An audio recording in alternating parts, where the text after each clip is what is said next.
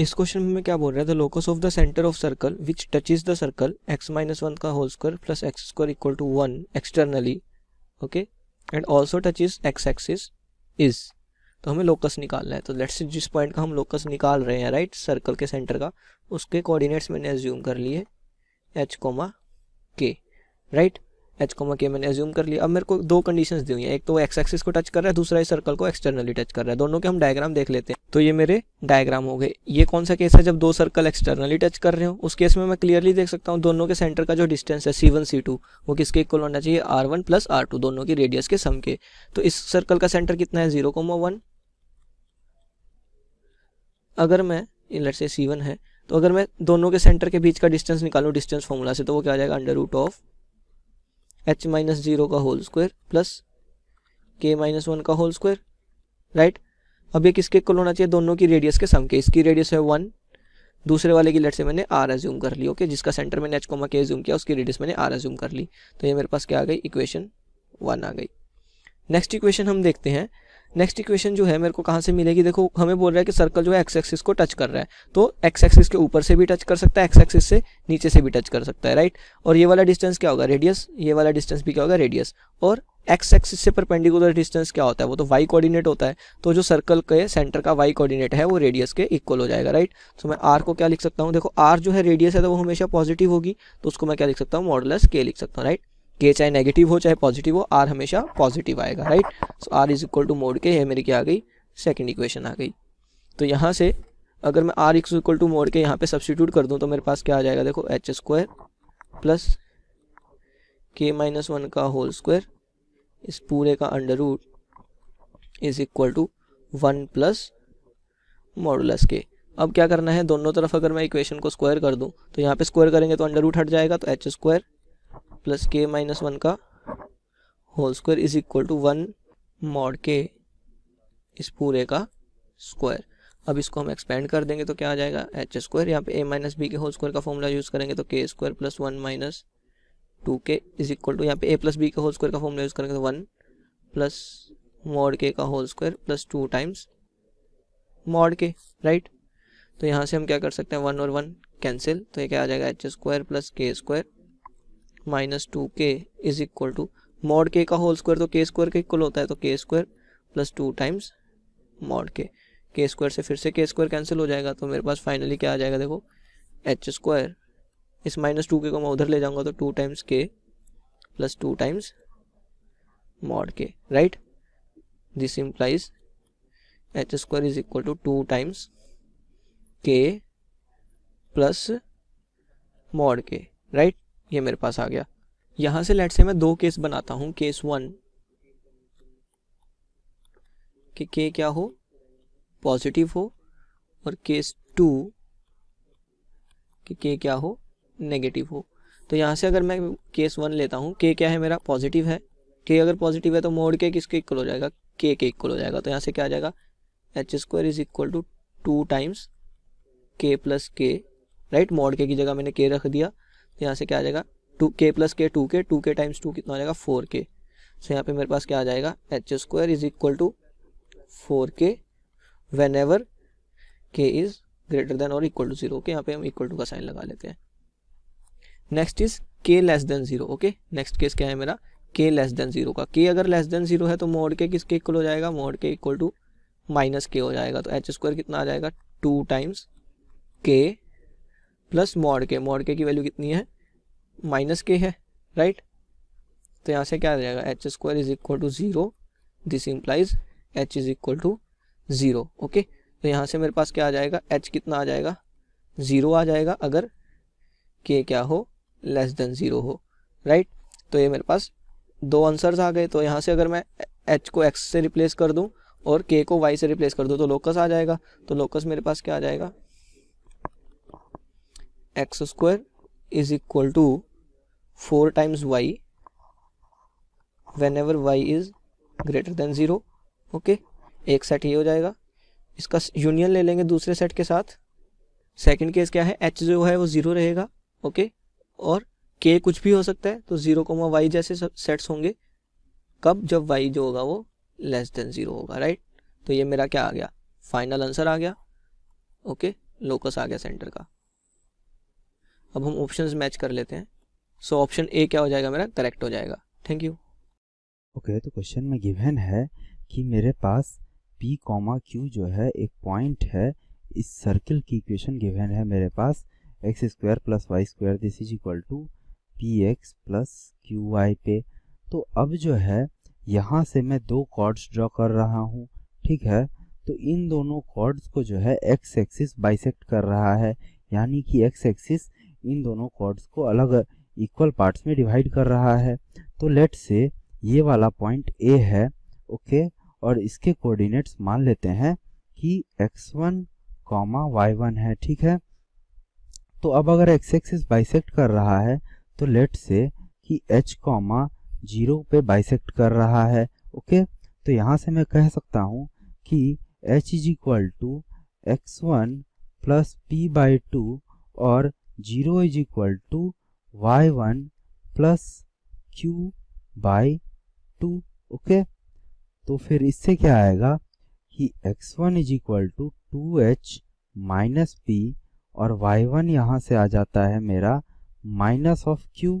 तो अब जो है चूंकि ये दोनों पॉइंट्स भी सर्किल पे लाई कर रहे हैं, तो ये दोनों पॉइंट्स इस सर्किल की इक्वेशन को सेटिस्फाई करेंगे। तो इससे क्या आता है x का स्क्वायर यानी 2h माइनस पी का स्क्वायर, ओके, प्लस ये हो गया y square which is q square this is equal to p into 2h minus p और ये हो जाता है प्लस q इंटू वाई क्या है माइनस q, ओके।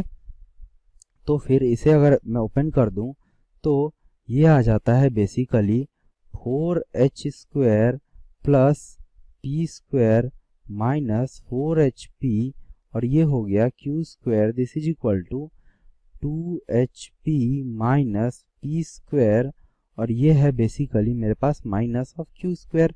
तो ये क्या आ जाता है मेरा फाइनली 4h स्क्वायर और यहाँ पे मेरे पास माइनस 4hp 2hp, तो ये हो गया मेरे पास माइनस ऑफ 6hp और ये है बेसिक, ओके, यहाँ p स्क्वायर था तो ये है 2p स्क्वायर और ये है 2q स्क्वायर, ओके। तो दिस इज इक्वल टू 0।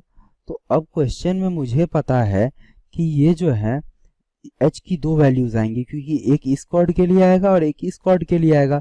तो दो कॉर्ड के लिए दो h की वैल्यूज आएंगी, यानी कि ये जो क्वाड्रेटिक इक्वेशन है मेरा, इसमें h के दो रूट्स होंगे। तो उसके लिए क्या होना पड़ेगा, इस क्वाड्रेटिक इक्वेशन का जो डिस्क्रिमिनेंट है this should be greater than 0। तो ये हो जाता है बेसिकली मेरे पास कि माइनस 6p का होल स्क्वायर यानी ये हो जाएगा 36p square must minus 4 into ये कितना है 2p square plus q square into ये हो जाएगा 4, this must be greater than 0, okay. तो ये कितना आता है कि 36p स्क्वायर माइनस ये हो गया basically 4 into 4 16 into 2 32p square minus ये हो गया 32q square must be greater than 0। तो ये कितना आता है बेसिकली कि 4p square minus 32q square must be greater than 0। तो 4 से अगर डिवाइड कर दें तो p square must be greater than 8q square, okay. So this is our condition. तो ये हो जाता है D option is correct, okay. In this question, locus of the center of the circle which touches the externally the circle x square plus y square minus 6x minus 6y plus 14 equals 0 and also touches y axis is given by the equation. Okay, so हमें find out करें locus of the center of the circle which touches externally that this circle. तो इस circle की centre के coordinates क्या हैं 3,3 and radius is which is equals to 2 unit. तो इस सर्कल के सेंटर के कोऑर्डिनेट्स हैं suppose c which is equals to 3,3, radius equals to root of 3 square is 9 plus 3 square is 9 minus 14 which is equals to root 4 is 2, radius is 2। तो ये हमारे पास कोई सर्कल हो जाएगा, radius 2 and centre 3,3, this one is the circle. तो इसके centre हो गए 3,3 and radius 2। Now we have to find the locus of the center of the circle which touches this circle externally and also touches the y axis. So वो हमारे पास कौन सा circle हो जाएगा, suppose that circle is तो हमारे पास ये circle हो जाएगा। तो इसके सेंटर के कोऑर्डिनेट्स हमारे पास क्या है 3,3, radius is 2 unit. So this is centre C and this is C1। So suppose centre के कोऑर्डिनेट्स हमने मान लिया H, K, तो इसकी रेडियस क्या हो गई, x कोऑर्डिनेट ये है, H, और ये हमारे पास क्या इसकी रेडियस है। ओके, तो इसकी रेडियस आ जाएगी इस जिसके लोकस के सेंटर का हमें जिसके सेंटर के लोकस हमें फाइंड आउट करना है, उसकी रेडियस आ जाएगी h, this is h। Okay, so ये हमारे पास टोटल डिस्टेंस क्या होगी, this is h, this is 2। Okay, so mean C1 के बीच की डिस्टेंस क्या होगी h + 2। Now by the distance formula C1 क्या होती है, C1 distance is by the distance formula √h - 3 whole square plus k - 3 whole square. Now both C1 both are equals, so we can say that comparing this is equation first and this is equation second, comparing equation first and second, we will get √h - 3 whole square plus √h plus k - 3 whole square equals to h + 2 means √h - 3 whole square plus k - 3 whole square equals to h + 2. Now squaring on both sides, so this will become h square minus 6h plus 9 plus k square plus 9 minus 6k equals to h square plus 4 plus 4h। तो h square से h square cancel out हो जाएगा हमारे पास यहाँ से। ओके, h square से h स्क्वायर कैंसिल आउट हो जाएगा। Now h and k are the locus of the point centre of the this circle. Okay, so h square से h स्क्वायर कैंसिल होने के बाद सो यहाँ से हमारे पास इसका लोकस क्या आ जाएगा, this is k square minus 6h, इधर take this 4h on this side, so this is minus 10h minus 6k plus 18 minus 4 which is 14 equals to 0। तो h और k को हम अब कन्वर्ट करेंगे, तो h और k को कन्वर्ट करेंगे x और y में कन्वर्ट करेंगे, तो हमारे पास लॉकस क्या आ जाएगा y square minus 10x minus 6y plus 14 equals to 0। So locus of the center of this circle that touches the given circle externally and also touches the y-axis is equals to y square minus 10x minus 6y plus 14 equals to 0. So this is the locus of the center of the circle. Okay, so this is the answer for this question. So which option will be the correct option? Y square minus 10x minus 6y plus 14 equals to 0. So option B will be the correct, option y square minus 10x minus 6y plus 14 equals 0. Option D will be the correct option. Okay. The question is, let a given line L1 intersect the x and y axis at P and Q respectively. Let another line L2 perpendicular to line L1 cut the x and y axis and at R and S respectively, so that the locus of the point of intersection of the lines, that is PS and QR, is a circle passing through the origin. So let's start. So first of all, we can write let our point R, S, that will be equals to K, M, 0 and 0, K. Similarly, we can also write that we have also Q, R, and that will be equals to we have K, 0, 0, K. So now from here we can write the value of y, that will be equals to we have Cx divided by Km plus C. Similarly, we can write QR is y is equal to minus x divided by Km by C, Km plus C. So we can write for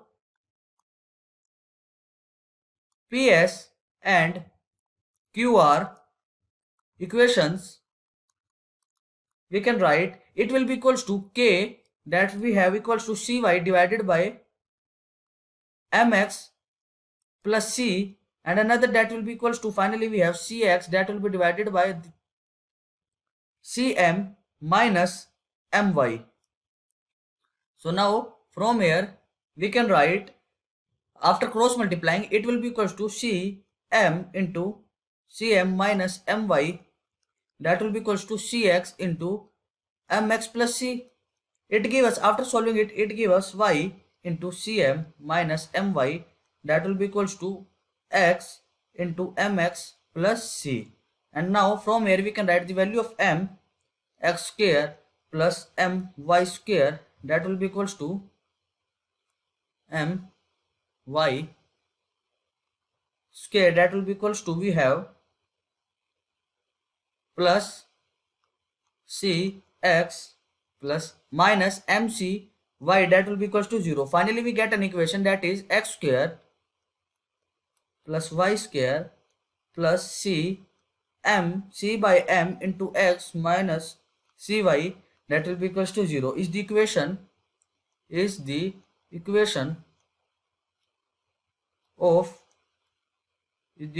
of circle passing through the origin,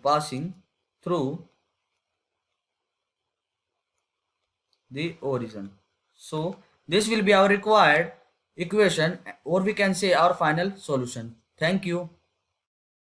So today's question is, find the equation of a circle which passes through the point 2, 0 and whose center is a point of intersection of the lines 3x plus 5y equals to 1 and 2 plus c into x plus 5c square into y equals to 1.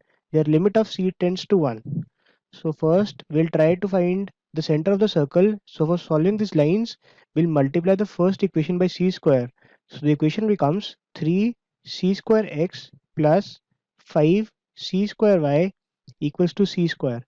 And the second equation is 2 plus c into x plus 5c square y equals to 1. Now subtracting these equations, we'll get 3c square minus 2 minus c into x equals to c square minus 1. Therefore, x is equal to c plus 1 into c minus 1.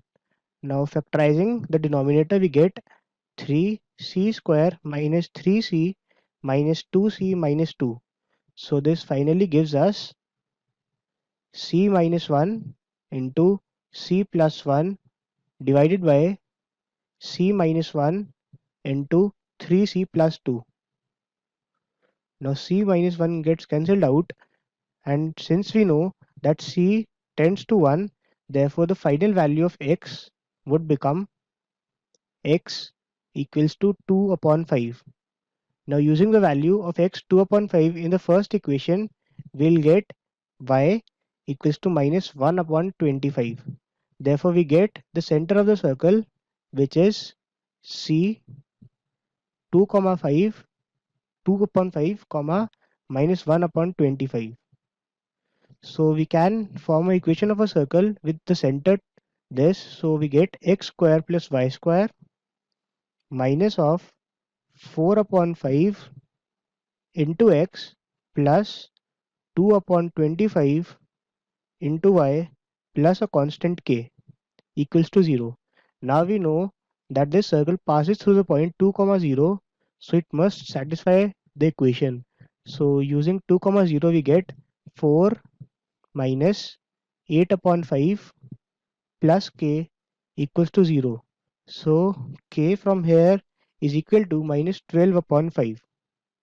Now putting k's value in this equation, we get the final equation as x square plus y square minus 4x upon 5 plus 2y upon 25 minus 12 upon 5 equals to 0. So the final equation will become 25 into x square plus y square minus 20x plus 2y minus 60 equals to 0. So this is a required answer. Thank you.